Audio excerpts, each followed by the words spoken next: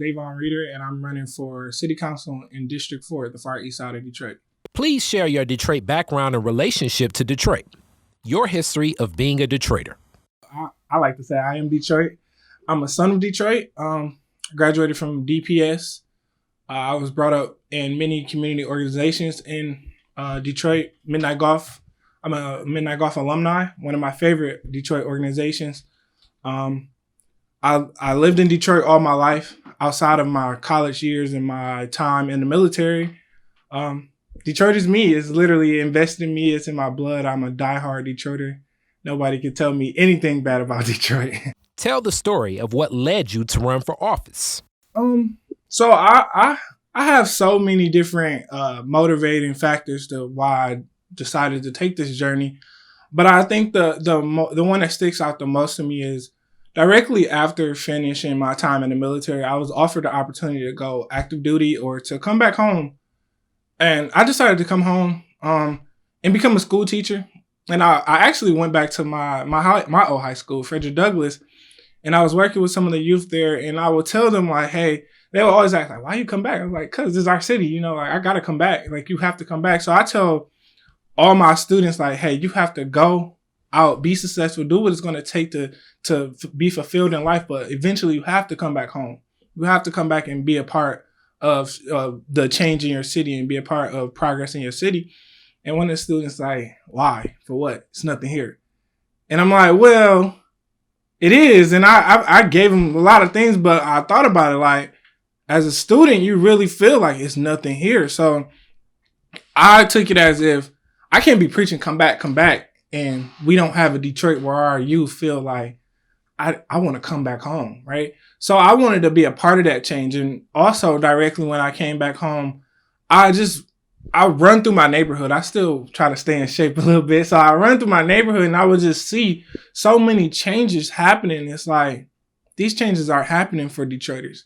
It's happening for us to be vulnerable to outsiders to come in and take over our city. And I wanted to be a part of changes in advocacy for Detroiters. And overall, I think that we need representation on the east side, the entire east side, not just two areas on the east side. The entire east side needs some representation. So that was let's do this. Like, you need to be a part of change. What is your understanding of the duties of the office you are running for? I know that many have, I think the bottom line job and responsibility of city council is to legislate, make policies for the interests of Detroit citizens, and also serve as a check and balances for the mayor. I think it's very important that we put emphasis on the check and balances as for the mayor, because we live in a city where the mayor controls a lot. It's a very, very mayor-powered, mayor-run city. And we need to be that voice that say, hey, we see what you're doing, stop. Or like, hey, this is not what our citizens want. We can direct funds other places and things like that. So that's my opinion. I think that's what we need to be focused on. Are you familiar with and what is your position on the Detroiters' Bill of Rights? Oh, I'm completely in support of the Detroit Bill of Rights. I feel like it's been too long. The conversation about both the Bill of Rights and getting the city charter on the ballot for the citizens to vote is a very unnecessary conversation to me. Even after reading it, I can't even think why we would be having a conversation of should we let Detroiters vote on it. And like I said, I'm in support of it. I think that it covers the quality of life. It covers us in protection from illegal evictions. It's covers us in just giving Detroiters the opportunity to enjoy life and be able to grow and matriculate and play in the city that we are in. I'm in support of the Bill of Rights. What is your position on water shutoffs and water affordability in the city of Detroit? I think we should continue to do a pause for the water shutoff, right? And I am a strong advocate of doing income-based rates. So not usage rates. And as well, we need to address the quality of our water in that conversation. So what does good, affordable, clean water looks like? DPS City just closed down their water fountains a few years ago because they weren't getting clean water. And here we are in the Great Lakes state and we can't get clean water to our citizens. That's ridiculous. I don't believe there's no excuse for that. So to answer your question, I will introduce a standard rate for income based citizens. So if you make under this income, this is how much you'll pay. Simple as that. So, how would you enhance Detroit's neighborhoods, and would you give any neighborhood priority? No, I think the problem now is that we have favorite neighborhoods and we have favorite corridors, and we have places where this development is going to be better over here than over there, and I think that's an issue.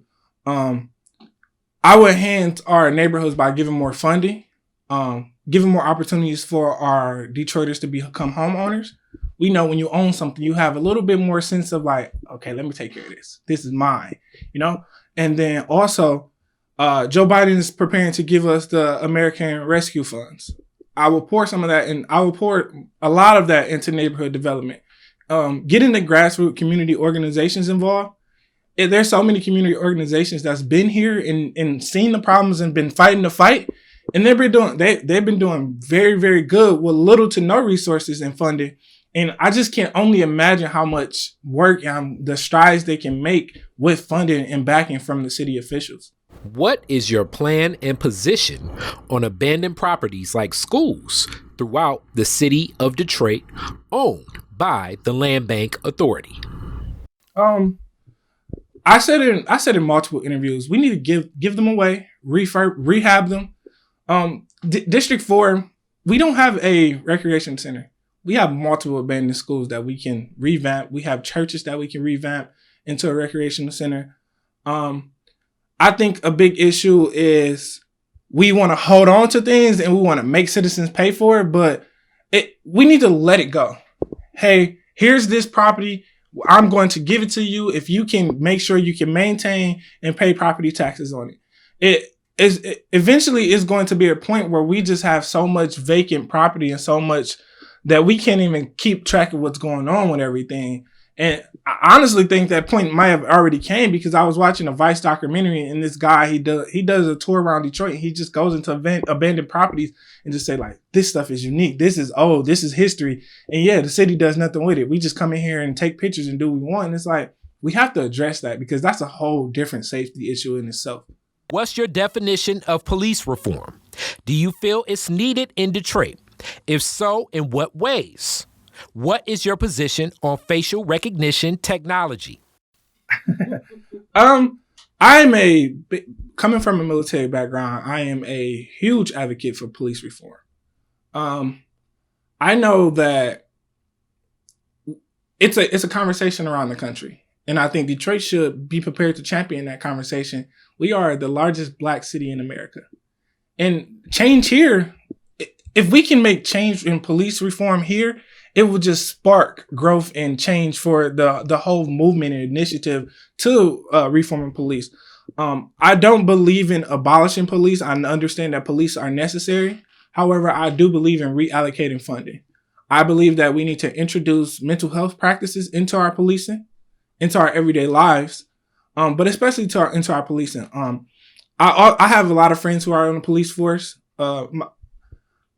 I see the training they go through, and it's similar to some of the training we do for military, and it's kind of questionable. So I challenge the police leaders to go about thinking about it a different way, introducing more community policing. I'm a big fan of community policing. I remember when I was a kid, Officer Payne, I always try to give him a shout out when I can. He would come visit the schools and try to get us to have better rapport with the police, and it worked. And he would, hey, I know you're about to graduate. Did you think about joining the police force? No, but I can approach the conversation with a police officer a little different now because of that relationship. And he's still doing the work to this day.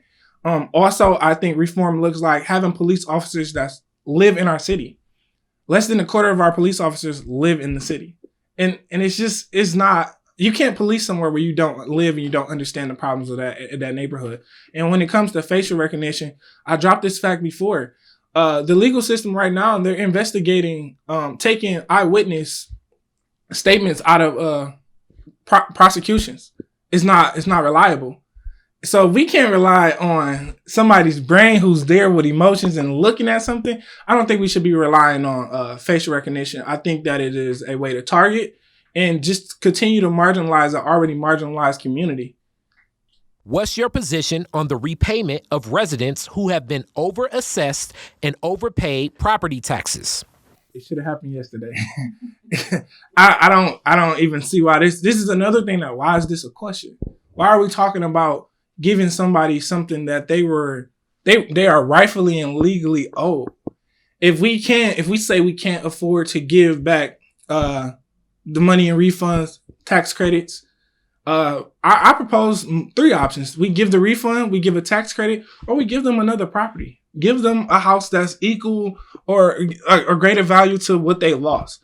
I don't know many Detroiters that'll say, hey, no, I'm okay with, don't give me another house. Don't give me more property. I don't know many Detroiters that will say that. So there's options. The whole conversation, should we? That's not the conversation. The conversation is, how do we? And I'm definitely in support of those 3 options of, here's the tax credit, or here's your full refund back, or, hey, here's a list of houses that we're probably going to tear down or hold on for 10 years. Would you like to take this house? What do you see as the future of Detroit? I'm gonna be honest. I see a Black Detroit. I see a mecca. I see a place that's booming from the inside resources. I don't see a place where we're relying on outsiders to come in and save us and be a part of our economy to make us better. I see a place that's safe for kids to play. I see a place that my nephew can run down the street and ride his bike around the corner, and I don't have to worry, is he being targeted by the police, or will he get hit by a car that's drag racing down the street? Will a stray bullet hit him? And I see a place where we can grow, and we can, our youth will be like, yeah, I'm from Detroit. I love my city. I'm from Detroit. I see a place where our politicians and our elected officials are not more concerned about the next dollar, but more concerned about the issues and the health of our Detroiters.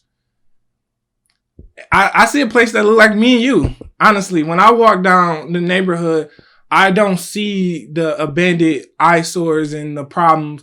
I see a place that's ready for growth and that's ready for change. And citizens are telling the officials, like, hey, we're ready. We want to be a part of change. We just need the opportunity. And that's why I see an opportunity for, and when I say a Black city, opportunity for new Detroiters to come, regardless of what you look like. But you also know that this is a native city to the natives are important. The natives are, you see the culture here. You see the preservation here, and not just in one area. And we can tell, like, hey, yeah, we're welcoming you in our city. But you have to respect our culture, because this is what built this city. So last question. Mm-hmm. Why should Detroiters vote for you? I would like to say I'm a son of Detroit. Detroit raised me. My record shows, my background shows that I'm a solution oriented leader. I attended Eastern Michigan University, and when I got there, a lot of my friends, they were going to next semester, and that may have been because of financial aid, or just because we don't know how to go to college. We don't know how to experience college. And I took that as a personal problem. Like, okay, I'm tired of losing my friends. Let me address this problem with a solution. And I started a nonprofit, and it's called The Nation. We did peer-to-peer mentoring, and we actually helped increase the retention rate amongst African-American males. And most of them were from Detroit. And I then went on to spend time in the military, did 7 years in the Army, and I was served as a lieutenant. I was commissioned as a second lieutenant in the Army, and I was in charge of hundreds of soldiers. And I always put the welfare of my soldiers first. I always was down in the mud, in the dirt, doing the jobs that most officers wouldn't do. And I would often hear, like, sir, go back to your office. This is not what you're supposed to be doing. But I'm never going to see my soldiers or my people, or the people that are supposed to be leading, suffering while I'm just sitting up with my feet kicked up, making money. That's never been me. And I think for far too long, that's been the culture of our politics in Detroit. Also, I'm committed to being the voice of the city. A lot of people say, what will be your plan when you get in? Like, my plan is the plan of the citizens. When I came up with my plan, I talked to my neighbors, and hey, what do you most think can be changed now? What do you have the most complaints about right now? And everything that I developed to tackle is things that came from my neighbors, and I promise to keep that. I promise to have that same that same dedication to being the voice. I don't want to be a person that get up there and I'm doing what I want to do. I'm doing what I think is best for the city. No, I want to be literally everything I do is, hey, I did this because my community said this. I plan on building partnerships with block club presidents and grassroots community organizations because I know how important they are to our society and to the growth of our city. And overall, like I said, I'm a investment. I am what an investment look like in 26 years from Detroiters. I couldn't be where I am today without Detroit. I wouldn't want to be from any other place. I say it loud and proud everywhere I go. I'm from Detroit and I'm ready to tackle change. Win or lose, I'm not going anywhere. I'm going to be rooted here and I'm going to continue to fight for Detroiters. I'm going to continue to be a part of change. And I think that Detroiters should keep in mind that it's time that we get a homegrown, somebody who has our best interests at heart and somebody that we know it's not going to change because they get into a new position and they get new friends and they forget about who voted them in. I'm going to be around not just during election season, year round. I'm going to be accessible. I'm going to be committed to building a stronger District 4.